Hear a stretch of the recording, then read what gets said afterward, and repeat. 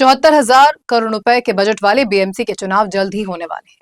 1996 से बीएमसी पर उद्धव ठाकरे के नेतृत्व वाली शिवसेना का कब्जा है। ऐसे में उद्धव के सामने अपना आखिरी किला बचाए रखने की चुनौती है। तो वहीं महाराष्ट्र की सत्ता पर काबिज होने के बाद से बीजेपी की नजर बीएमसी पर है। बीजेपी ने महाराष्ट्र की सत्ता अपने नाम करने के बाद से ही अब नजर मुंबई में अपने सियासी दबदबे को बनाने पर लगाई हुई है। नमस्कार, मैं हूं पूर्णिमा शुक्ला और आप देख रहे हैं 24 न्यूज की खास पेशकश बीएमसी का महासंग्राम। जी हां, बीएमसी के चुनावी महासंग्राम की तैयारियां जारी हैं। ऐसे में सबसे जरूरी हो जाता है चुनावी समीकरण। आज हम आपको मुंबई की बोरीवली विधानसभा सीट का समीकरण बताते हैं। दरअसल मुंबई की राजनीति में बोरीवली विधानसभा को बीजेपी का अभेद किला माना जाता है। लोकसभा, विधानसभा और बीएमसी तीनों ही स्तर पर यहां पार्टी का दबदबा कायम रहा है। चुनावों में बीजेपी को लगातार मिलते समर्थन ने इस इलाके को अपना गढ़ बना दिया है। लिहाजा आगामी बीएमसी चुनाव में उद्धव ठाकरे की शिवसेना यूबीटी के लिए इस किले में सेंध लगाना आसान नहीं होगा। हालांकि राज ठाकरे का साथ मिलने से मुकाबला दिलचस्प हो सकता है और उद्धव सेना को उम्मीद है कि इस बार वो बीजेपी को कड़ी टक्कर यहां पर दे पाएंगे।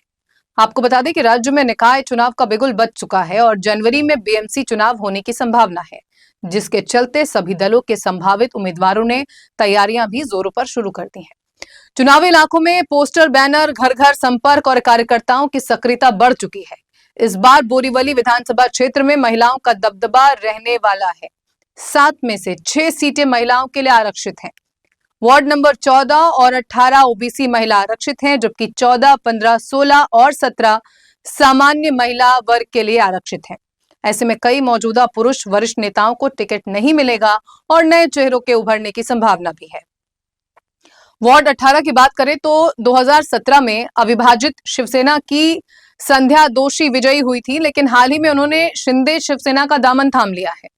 वहीं बीजेपी के सुमेश अंबरे उस चुनाव में दूसरे स्थान पर रहे थे, लेकिन इस बार वार्ड 18 ओबीसी महिला आरक्षित है।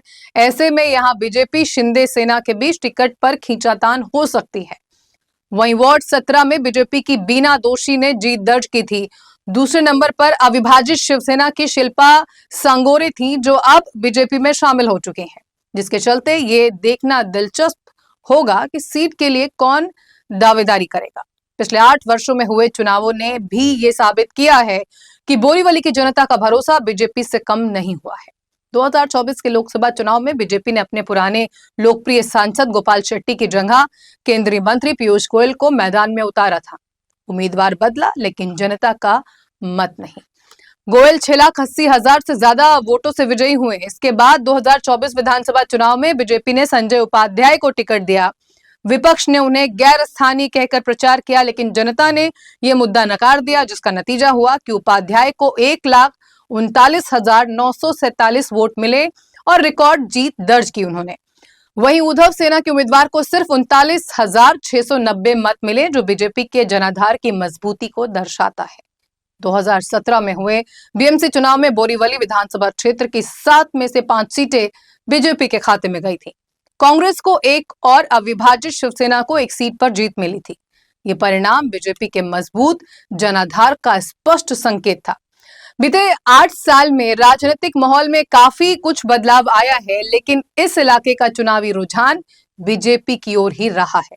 कुल मिलाकर बीएमसी चुनाव में बोरीवली का हर वार्ड हमेशा से बीजेपी के लिए मजबूत स्तंभ रहा है। वहीं अब देखना यह होगा कि आगामी चुनाव में ठाकरे बंधु अपने साझा प्रभाव से बीजेपी के इस परंपरागत किले में कितनी सेंध लगा पाते हैं। फिलहाल इस पेशकश में इतना ही। बाकी की ताजा तरीन खबरों के लिए आप जुड़े रहें 24 न्यूज के साथ। मुझे दीजिए इजाजत। नमस्कार।